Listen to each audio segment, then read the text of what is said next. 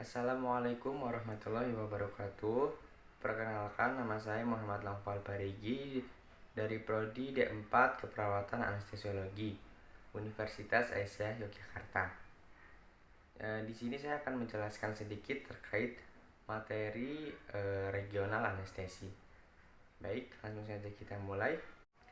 Anestesi regional adalah jenis spesialis anestesiologi yang berfokus pada blok saraf anestesi lokal saraf perifer dan neurasis. Anestesi regional dilakukan dengan cara blok saraf spinal, epidural maupun periferal. Anestesi regional berkaitan erat dengan anestesi bedah, dengan contoh penerapan di blok plexus sederhana untuk operasi ringan dengan rawat jalan.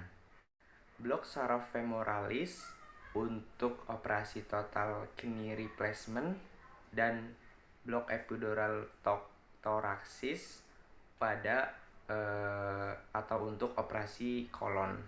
Kemudian untuk tujuan penggunaan anestesi regional ini atau RA yaitu yang pertama untuk menghindari komplikasi pada anestesi umum. Bisa berupa trauma di area bibir, kemudian gigi, orofaring, dan pita suara. Kemudian yang kedua yaitu lebih aman karena tidak memerlukan peralatan anestesi yang rumit. Kemudian yang ketiga mengurangi mual dan muntah pos operasi. Kemudian yang keempat mengurangi sedasi pos operasi. Kemudian yang kelima, kateter infus untuk anestesi dapat dilanjutkan hingga beberapa hari periode pos operasi.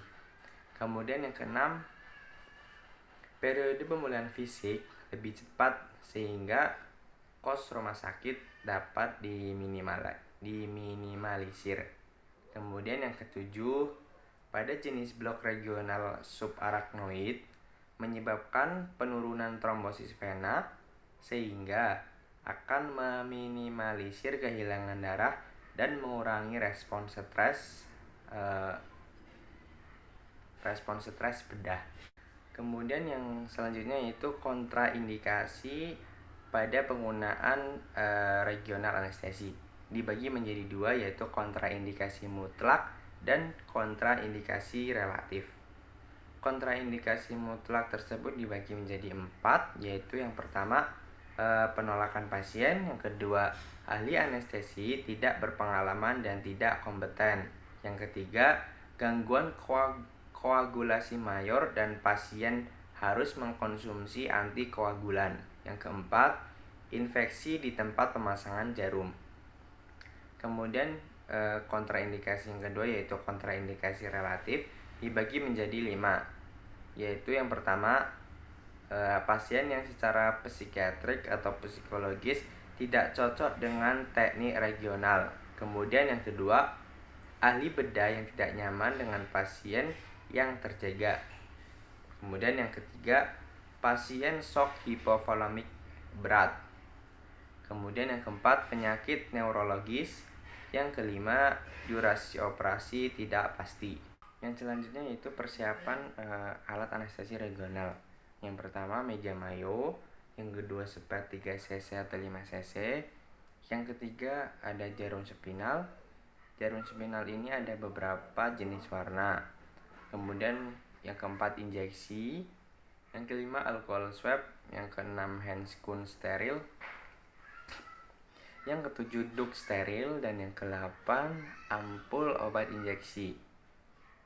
Contoh ampul obat injeksi yaitu lidocaine, kemudian midazolam, dan fentanyl. Untuk selanjutnya yaitu pengertian anestesi spinal itu sendiri. Anestesi spinal itu sendiri adalah agen injeksi anestesi ke dalam ruang intratekal secara langsung ke dalam cairan cerebrospinalis sekitar region lumbal di bawah level L1/2 di mana medula spinalis berakhir. Jarum spinal hanya dapat dimasukkan di bawah lumbar kedua dan di atas vertebra sakralis pertama.